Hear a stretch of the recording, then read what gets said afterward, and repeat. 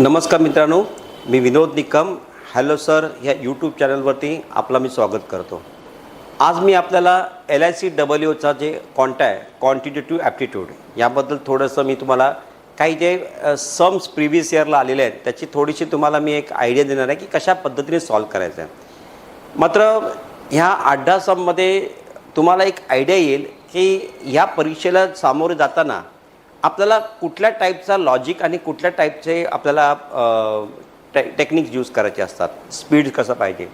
आता तुम्ही बघा की ओव्हरऑल प्रिपरेशन तर खूप मोठं आहे, पण जस्ट मी बेसिक सांगतो तुम्हाला की LICमध्ये तुम्हाला जे प्रिलिम्सला जे पेपर्स आहेत प्रामुख्याने जे तुमचा क्वांटिटेटिव्ह ॲप्टिट्यूड आणि रिझनिंग ॲबिलिटी याला 35 प्रश्न 35 मार्क म्हणजे जवळजवळ तुमची जी टोटल आहे म्हणजे 100 मार्काची परीक्षा त्याच्यामध्ये ही जी 70 मार्क आहेत याच्याच बेसवरती तुमची प्रिलिम्स क्वालिफाय करण्याचा तुम्हाला एक मेरिट काढायचे आहे. साधारण गेल्या म्हणजे आधी मला वाटते 70 पैकी साधारण 55 मार्क खरोखर जर म्हणजे तुम्ही जर कट ऑफ बघितलं असेल तर एवढा कट ऑफ निघाला होता. आता आपल्याला एक बघायचं म्हणजे याचा अर्थ की रिजनिंगचे 35 प्रश्न आणि मॅथ्सचे 35 प्रश्न हे खूप महत्त्वाचे आहेत आणि बाकीचे 30 इंग्लिशचे जे आहेत ती क्वालिफाईंग टेस्ट म्हणून आहे, त्याच्यामध्ये त्यांनी कट ऑफ पण दिलेले आहेत तुम्हाला. आता आपल्याला हे बघायचं आहे की या परीक्षेमध्ये जे प्रश्न येतात त्याचा आपल्याला एखाद दुसरा की मेथड कशी असते की काय कोणत्या टाईपचे पेपर येणार प्रश्न येणार. आता हा जो प्रश्न आहे याच्यामध्ये लिहिलं आहे what approximate value should come in place of the question mark. म्हणजे तुम्हाला एक्झॅक्टली लिहिलं आहे की ॲप्रॉक्सिमेट व्हॅल्यू तुम्हाला पाहिजे. आता ॲप्रॉक्सिमेट व्हॅल्यू जेव्हा असते तेव्हा तुम्हाला एक माहिती म्हणजे एक गोष्ट लक्षात येते की ॲप्रॉक्सिमेट व्हॅल्यू म्हणजे काय की तुम्ही ॲप्रॉक्सिमेशन घ्यायचं आहे. आता हा जो सम आहे हा सिम्पल आहे आणि याच्यामध्ये कुठेही काही असं नाही आहे. आता सर 49.95 म्हणजे तुम्ही याच्यामध्ये हे 450 डिवायडेड बाय 15 इंटू 7.98चा अप्रॉक्सिमेट 8 आणि 119.92चं 120 ही ॲप्रॉक्सिमेट व्हॅल्यू तुम्ही घेऊ शकता. म्हणजे ॲप्रॉक्सिमेशन इथे झालेलं आहे. आता याच्यामध्ये जर तुम्ही कॅल्क्युलेशन केलं तर कॅल्क्युलेशनमध्ये सिम्पली 450 आणि 15 जर तुम्ही डिवाईड केलं तर किती येणार तुम्हाला की 15 3 45 म्हणजे 30 येणार इंटू 8 इज इक्वल टू 120 आणि हे जर काय म्हणजे एक्स हा जो क्वेश्चन मार्क म्हणजे एक्स आपण पकडला.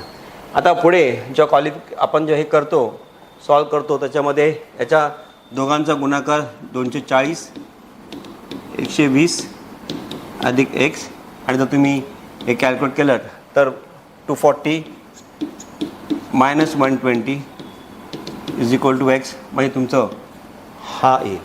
आता प्रश्न सिम्पल होता, फक्त तुम्ही किती फास्ट कॅल्क्युलेशन करता. तसं तुम्ही जे कॅल्क्युलेट करताना ही व्हॅल्यू जेव्हा घेताय तर मी तुम्हाला हे पूर्ण करून दाखवलं आहे.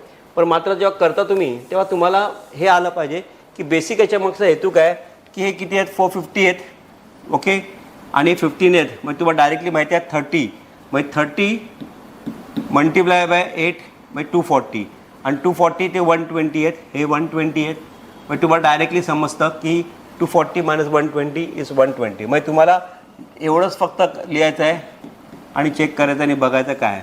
हे कॅल्क्युलेशन करताना ही शॉर्ट ट्रिकमध्ये तुम्हाला असं करायचं. हे स्टेप्स तुम्हाला मी दाखवले आहेत पण जास्तीत जास्त स्टेप्स कमी आणि फास्टमध्ये कॅल्क्युलेशन झालं पाहिजे आणि म्हणून मी तुम्हाला अशा टाईपचे सम्स घेऊन तुम्हाला हे दाखवण्याचा प्रयत्न करतो की आपल्या महाराष्ट्रामध्ये मुलं तयारी करतात मात्र ह्या शॉर्ट ट्रिक मॅथडवरती आपण काम करत नाही आणि ते कॅल्क्युलेटर्स आणि ह्या गोष्टी वापरायच्या नाही. तर तुम्हाला ॲप्रॉक्सिमेशन आलं तर तुम्ही पटकन तिथल्या तिथेच कॅल्क्युलेशन तुम्हाला जमलं पाहिजे याची तुम्ही खात्री घ्या. आता ह्या टाईपच्या सममध्ये in the following number series one of the number is wrong. आपल्याला रॉंग नंबर फाइंड करायचा आहे. आता इथे जेव्हा नंबर असतात म्हणजे आता 11 6 30 15 67 22 तर आपण अल्टरनेट नंबर जर बघितलं जसं 11 आणि 30 आहे आणि नंतर 67 आहे म्हणजे 11 गुणिले समजा 2 केले तर 22 प्लस 8 किंवा 11 गुणिले 3 केले तर 33 मायनस 3 30 होतात. मग त्याप्रमाणे इथे आपण जर केलं 30 गुणिले 3 केलं तर 90 येतील म्हणजे -3 करून 67 येत नाही म्हणजे तिथे आपल्याला सिरीज समजतं. इथे पण तसंच आहे 7 गुणिले 2 केले तर 15 म्हणजे 12 प्लस 3 15 15 गुणिले 2 केले तर 30 प्लस 3 33 यायला पाहिजे म्हणजे इथे 22 आहे. तर आता आपल्याला अल्टरनेट नंबर्स घेऊन आपल्याला समजतं की करता येत नाही, मग आपण याच्यामध्ये स्क्वेअर किंवा क्यूब मेथड आपण यूज करतो. आता आपण बघू की नंबर स्क्वेअर क्यूब करताना आपल्याला काय करावं लागेल नक्की. आता इथे जर तुम्ही बघितलं तर हा जो नंबर आहे 11, 30 आणि 67 पहिले अल्टरनेट नंबरमध्ये. जर आपण क्यूब मेथड यूज केली याच्यामध्ये तर क्यूबमध्ये नक्की काय येईल की आपण जर बघितलं तर हा जो आहे हा 2 क्यूब प्लस 3 म्हणजे 11 होऊ शकतं. मग इथे जर करायला गेलं तर मग साहजिक आहे 3 क्यूब प्लस 3 म्हणजे 27 होऊ शकतं. आणि इथे करायला गेलं तर 4 क्यूब प्लस 3 जर आपण केलं तर काय येणार की 64 प्लस 3 67 म्हणजे इथे कुठेतरी हा मॅच होतो आहे. पण आपल्याला जर आपण दुसरं काही करायला घेतलं तर मग तो मॅच होतो का. समजा आपण याचा केलं, याचा केलं, याचा केलं तर मग काय करावं लागेल. आता इथे जर आपण क्यूब केलं आहे तर आपण पुढे क्यूब करून जर करायचं म्हटलं तर काय करणार. तर इथे आपण समजा जी मेथड आहे की 6 आहे म्हणजे इथे पण आपण 3 क्यूब केलं तर 27 येईल. मग 3 स्क्वेअर केलं तर किती येईल. तर आपण इथे स्क्वेअर मेथड यूज करून बघूया की 3 स्क्वेअर 9 मायनस 3 6 बरोबर आहे. मग इथे काय करणार 4 स्क्वेअर 16 जर 15 पाहिजे तर -1 करावं लागेल. आणि इथे 5 स्क्वेअर 25 जर हे पाहिजे तर 25 वजा 3 22 म्हणजे ही आणि ही मेथड मॅच होते. म्हणजे इथे आणि ह्या सगळ्या मॅथड्स मॅच होतात. ही मेथड मॅच होते, ह्याला 2 3 4 इथे 3 4 5 आहे. म्हणजे इथे फक्त इथेच प्रॉब्लेम येतो आपल्याला. ओके कुठल्या ह्या नंबरला. म्हणजे आपण जर बघितलं तर प्रॉब्लेम आपला जो आहे तो हा नंबरवरती आहे 15. म्हणजे हा नंबर जो आहे तो कुठेतरी आपल्याला ऑड नंबर आहे किंवा रॉंग नंबर आहे. मग बाकीचं सगळं मॅच होत आहे. तर आपण अल्टरनेट बघितलं नंतर क्यूब बघितलं तर इथे व्हेरिफिकेशन्स करताना म्हणजे तुम्ही इथे 2 क्यूब 3 क्यूब 4 क्यूब आणि इथे स्क्वेअर स्क्वेअर स्क्वेअर हे तुम्हाला बघताना तुम्हाला व्हरायटीज ऑफ क्वेश्चन जेव्हा तुम्ही सॉल्व करता तर तुमचा लॉजिक बरोबर फ्लो व्हायला लागतो आणि तुम्हाला असे नंबर्स गेस होता येतात. आणि म्हणून मी तुम्हाला ही मेथड पर्टिक्युलरली दाखवली की आधीची मेथडमध्ये अप्रॉक्सिमेशन होतं, या मेथडमध्ये तुम्हाला find the wrong number series. आता याच्यातला अजून पण बघूया कारण ह्याच्यामध्ये एक पर्टिक्युलरली कुठे फाइंड करताना बऱ्याचशा गोष्टी आपण म्हणजे आपण बघताना याच्यामध्ये विविध प्रकारचे नंबर्स येतात. आता इथे पण एक नंबर दिलेला आहे 7 23 55 109 190 आणि 307. तुम्ही जर चेक करा 1 मिनटं आणि मग आपण ह्याच्यावरती आपल्या पद्धतीने सॉल्व करूया.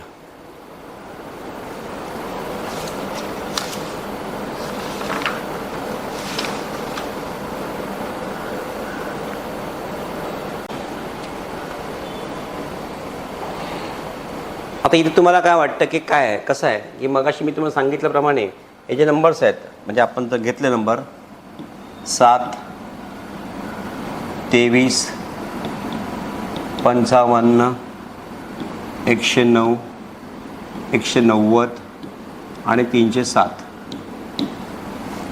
तुम्ही बघा की जर तुम्ही अल्टरनेट मेथडमध्ये गेलात तर 7 नंतर 55 आहे. मग तुम्हाला 7 7 चा 49 किंवा 7 8 चा 56 -1 ला येईल. मग 55 × 8 का 400च्या आसपास जाईल. म्हणजे अल्टरनेट मेथड इथे लागू होत नाही. परत इथे पण तुम्ही जर बघितलं तर इथे पण ती मेथडला प्रॉब्लेम होतो कारण इथं जी मेथड लागू होईल ती मेथड तिकडे लागू होईल. मग आता दुसरं म्हणजे तुम्ही जर याच्यामध्ये जर नंबर बघितलं तर हा ऑड नंबर्स आहेत. म्हणजे ह्या नंबर जसं ए प्राईम नंबर्स आहेत 23 नंबर आहे. याच्यामध्ये तुम्हाला जर बघितलं तर तुम्हाला हा कुठल्या टेबलमध्ये येणारा नंबर नाही आहे. म्हणजे इथे कुठेतरी परत आपल्याला क्यूब मेथड यूज करावी लागते की काय यामध्ये आपण लक्ष देऊया. तर आता जस्ट आपण चेक करूया की याच्यामध्ये कुठली मेथड आपल्याला जास्त इम्पॉर्टंट वाटते. आता ही मेथडमध्ये जर तुम्ही बघितलं तर याच्यामध्ये 2 क्यूब -1 हा जर केलं तर 7 येऊ शकतं. मग इथे काय करावं लागेल की इथे 2 क्यूब असेल तर 3 क्यूब मायनस मग 27 आहेत. तर 27मधून जर 23 आपल्याला म्हणजे जर हवे असतील तर त्याच्यामध्ये 4 करावे लागतील. आपण पुढे बघूया की 2 नंतर 3 मग म्हणतो 4 क्यूब आला. तर 4 क्यूब म्हणजे किती येणार 64. आता 64 हा नंबर जो आहे त्याच्यातून जर आपल्याला 55 वजा करायचं आपल्याला 9 वजा करावे लागतील. पण इकडे आपल्याला लक्षात येते की इथे हे जे नंबर आहेत म्हणजे 2, 3, 4 हे बरोबर आहे, पण इथे हा 1, हे 4 आणि 9 हे कुठेतरी स्क्वेअर आहेत. 1चा स्क्वेअर, 2चा स्क्वेअर, 3चा स्क्वेअर, म्हणजे हे कुठेतरी ही मेथड फॉलो करत आहेत. आता पुढे जर करताना आपण केलं तर पुढे परत आपल्याला याच मेथडमध्ये आपण पुढे बघू की आपल्याला हा नंबर मिळतो आहे का. मग 5 क्यूब मायनस, आता साहजिकच आहे इकडे 9 असेल तर 9 नंतर 2 स्क्वेअर, 3 स्क्वेअर, 4 स्क्वेअर म्हणजे 16 यायला पाहिजे. पण आपण इथे 125 नंबर येते. 125मधून 16 मायनस करून बघूया. तर 125मधून तुम्ही 16 जर मायनस केलेत म्हणजे जर आपण ते केलेत तर किती येणार. 125 म्हणजे 109 अधिक 16 125 म्हणजे हे पण मॅच होतं आहे. मग आता हे ते जर करायचं म्हटलं तर मग 6 क्यूब मग 4 आणि इथे 5 स्क्वेअर म्हणजे ते 25 येतील. मग आता इथे जर करायचं म्हटलं तर 216 आहे आणि 216 216मधून जर 25 वजा केले तर मला वाटते की हा जो नंबर आहे 216मधून 25 वजा केले तर किती येणार की आपण जर 9 केले तर जवळजवळ 190 म्हणजे ह्याच्या आसपास येईल. म्हणजे 216मधून 191 येईल आणि तो 190 पाहिजे. म्हणजे आपण 216मधून जर 25 वजा केले तर आपल्याला नंबर किती यायला पाहिजे. हा 1. ओके. आणि इथे हा जो नंबर आहे हा जो 9 होईल 91 आणि हे 191. तर आपल्याला पाहिजे किती 190. म्हणजे इथे कुठेतरी आपल्याला हा नंबर मिळत नाही आहे. मग फायनल नंबर हा जो आहे ह्याच्यामध्ये बघूया काय येतं. त्याच्यामध्ये आपण किती येणार 7 क्यूब 343 मायनस किती येणार की 36.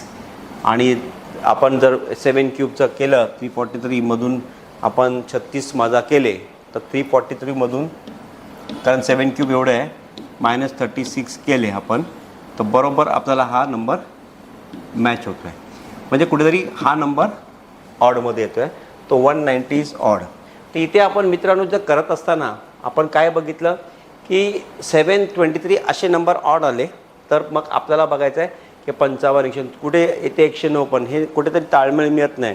तर हा कुठेतरी क्यूब्स किंवा स्क्वेअरच्या मेथड आहे. म्हणजे इथे आपण कसं आहे की 2 क्यूब 8 काढलं -1. मग पहिला दुसरा बघूया मग तिसरा बघूया. आपण 3मध्ये आपल्याला समजलं की इथे जो कॉम्बिनेशन आहे तो 1 4 9 म्हणजे 1 स्क्वेअर 2 स्क्वेअर 3 स्क्वेअर मग 4 स्क्वेअर 5 स्क्वेअर 6 स्क्वेअर असंच ते आलं पाहिजे. या सिरीजमध्ये ते गेलं पाहिजे.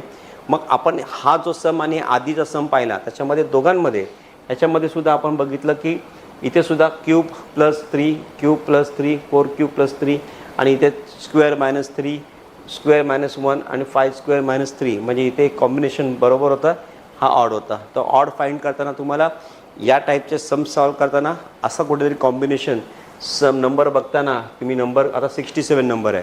67 कुठल्या टेबलमध्ये येत नाही म्हणजे नक्कीच याच्यामध्ये आपल्याला स्क्वेअर करून क्यूब करून मायनस करावं लागेल किंवा ॲड करावं लागेल. हे आपल्याला आपल्या आधीच्या नंबर्सवरती डिपेंड असतं आणि मग तुम्ही एक एक करून बघायचं आहे आणि जे तुम्हाला वाटेल जेव्हा तिथे क्लिक होईल तिथेच आपल्याला तो आन्सर फाइंड करायचा आहे.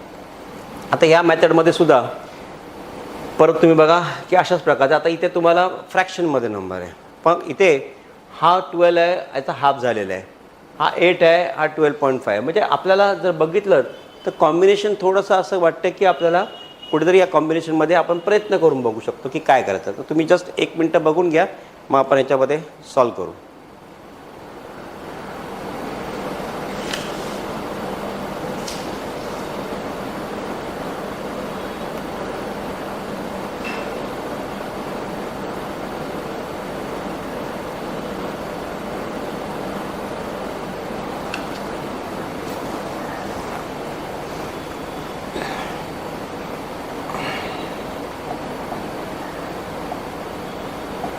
परत बघत असताना तुम्ही आपण इथे क्यूबचा प्रकार येणार नाही. आता इथे तुम्हाला फ्रॅक्शन आहे हा नंबर एक्झॅक्टली याच्या जवळपास हाफच्या बाजूला आहे. म्हणजे जर तुम्ही बघितलं तर 12 याचा हाफ केलं तर इंटू 0.5 प्लस 0.5 केलं तुम्हाला 6.5 मिळतं.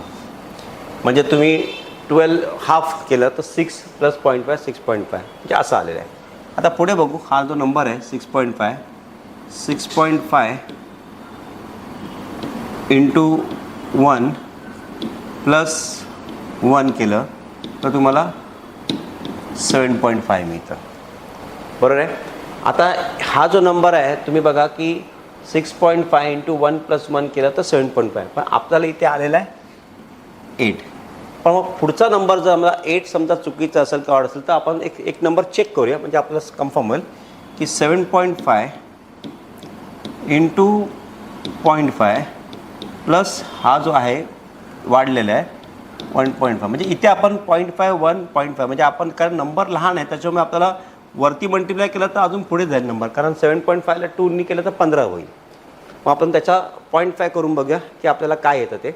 आता ह्याचं जर तुम्ही हाफ केलं तर हे 3.75 होईल, आणि 3.75ला प्लस 1.5 जर तुम्ही ॲड केलं जर, किंवा 1.5 जर आपण ह्याला ॲड केलं तर येणार 5.2 आणि हा 5.25, आणि 5.25 प्लस तुमचा ऑरिजिनल नंबर कुठला आहे 7.5 हे जर ॲड केलं तर तुम्ही ह्यांचं ॲडिशन जे आहे ते बरोबर आपल्याला 12.75 मिळते.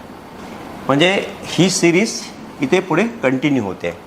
तर इथे तुम्ही लक्षात घ्या, आपण इथे 12 इंटू 5.5 प्लस 0.5 6.5, मग 6.5 इंटू 1 केलं तर प्लस 1 इज युअर दिस, म्हणजे आपला नेक्स्ट नंबर आपला मॅच झाला 7.5. पण 8 आहे त्याच्यामुळे 7.5 आलेलं आहे. मग आपण काय केलं 7.5चा हाफ केलं, किती आलं 3.75, आणि त्याला आपण 1.5 ॲड केले. 1.5 ॲड केल्यानंतर किती आलं 5.25. पण आपल्याला नेक्स्ट नंबर काय 12.5, म्हणजे जर ह्या दोघांची जर बेरीज केली, कुठला आपला जो ऑरिजिनल नंबर आहे 7.5 आणि दिस, तर 7.5 आणि 5.25 केलं तुम्हाला 12.75 येतं. म्हणजे जसं हे 6.5ला 1 ॲड केलं तर 7.5 येतं, 7.5ला हे ॲड केलं तर किती येणार 12.75. म्हणजे आपल्या याच्यामध्ये जर बघितलं तर हा जो नंबर आहे हा ऑड आहे.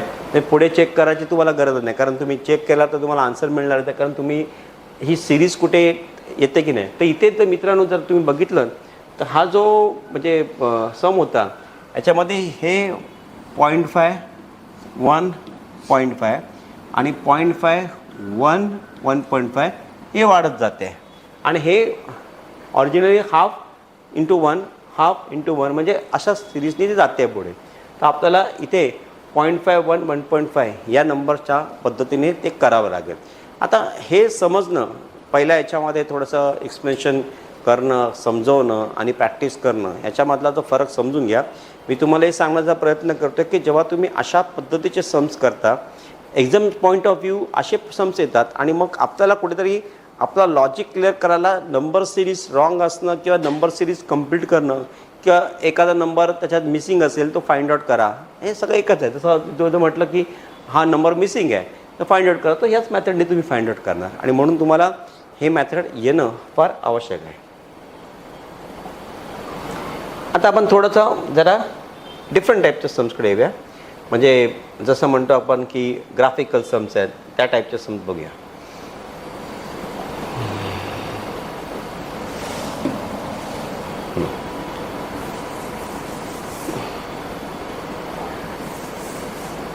ग्राफिकल सम्समध्ये पहिली गोष्ट म्हणजे आपण सुरुवातीच्या काळामध्ये आपण हे सम्स तुम्हाला विदिन द सेकंड तुम्ही नंतर काम करा, पण सुरुवातीच्या काळामध्ये तुम्हाला ग्राफ समजून घेणं, त्याचं इक्वेशन समजून घेणं आणि त्या पद्धतीने तुम्ही सम अटेंड करणं फार गरजेचं आहे. पहिलं म्हणजे the pie chart shows the percentage distribution of the total number of employees in 5 different departments of A company, आणि टोटल नंबर ऑफ एम्प्लॉईज दिलं आहे की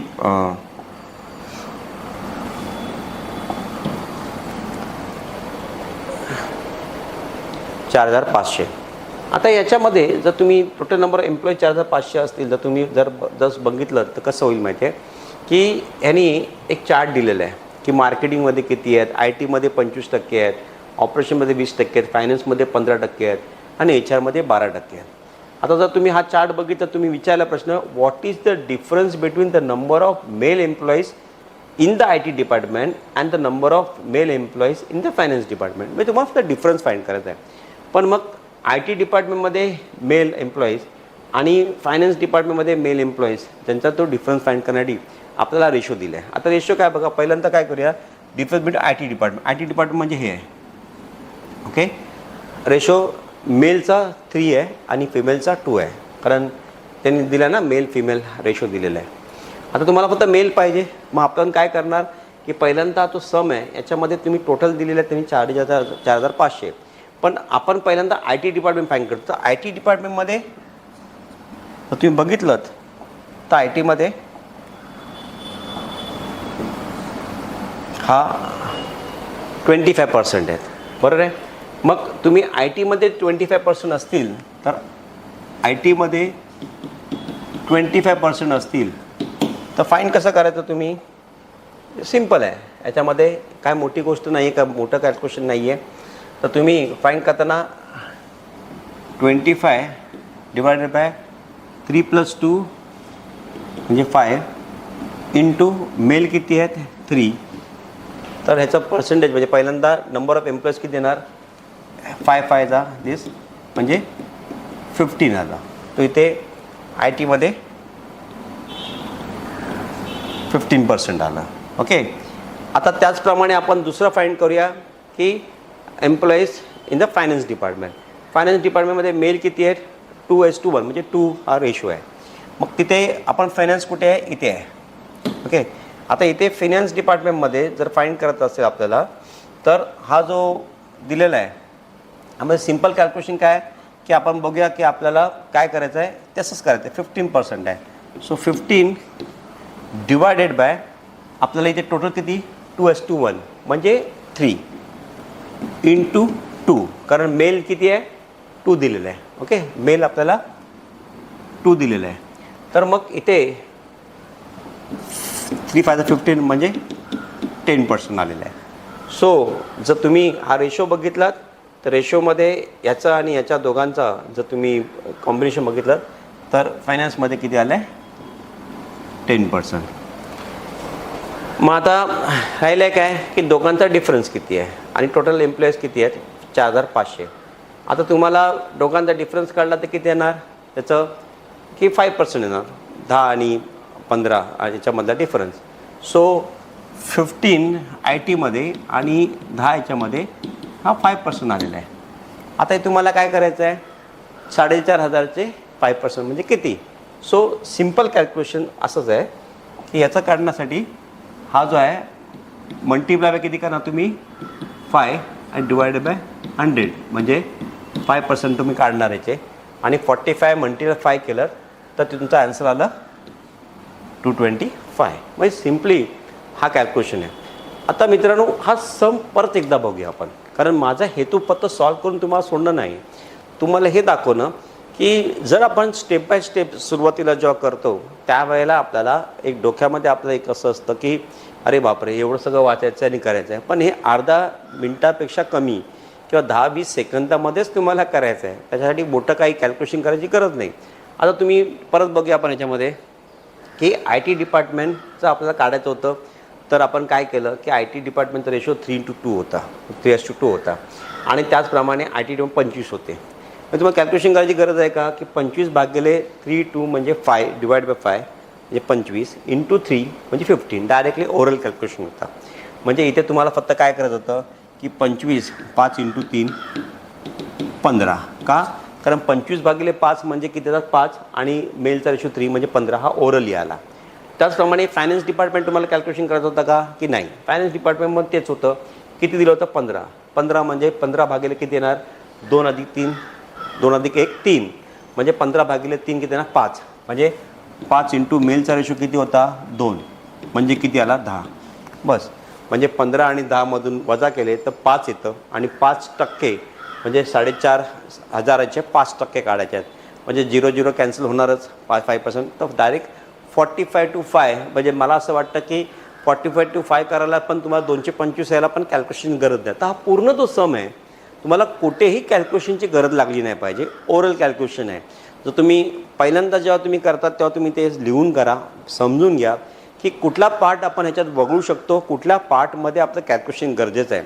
कारण तुम्ही बघा की तिथे 20 मिनटामध्ये 35 प्रश्न करायचे आहेत तुम्हाला. असे ग्राफिकल सोपे प्रश्न, कठीण प्रश्न येत राहणार आणि तुम्हाला ते 20 मिनटामध्ये सॉल्व करत असेल तर तुम्हाला अर्धा सेकंडपेक्षा कमी जर वेळामध्ये काही प्रश्न होऊ शकतात. बघता क्षणी तुम्हाला टिकमार्क करू शकतात. त्या उत्तरांकडे तुमचं जास्त बल पाहिजे आणि त्याच्यासाठी तुम्हाला प्रॅक्टिस पाहिजे. आता बघा इथे शार्पनेस कसं असतं की तुम्ही जेव्हा एक 10 पाय चार्टचे सम्स किंवा बार ग्राफचे सम्स किंवा डेटा इंटरप्रिटेशनचे सम्स 10 टाईपचे सम्स करता. एका सममध्ये म्हणजे एका क्वेश्चनमध्ये 5-5 प्रश्न असतात. मग तुम्ही जवळ 50 केले, 100 केले, 200 केले. जितकं जास्त तुम्ही करत जाल तिथे तुम्हाला मात्र हे सुरुवातीचं कन्सेप्ट कसं असलं पाहिजे हे मी तुम्हाला दाखवण्याचा प्रयत्न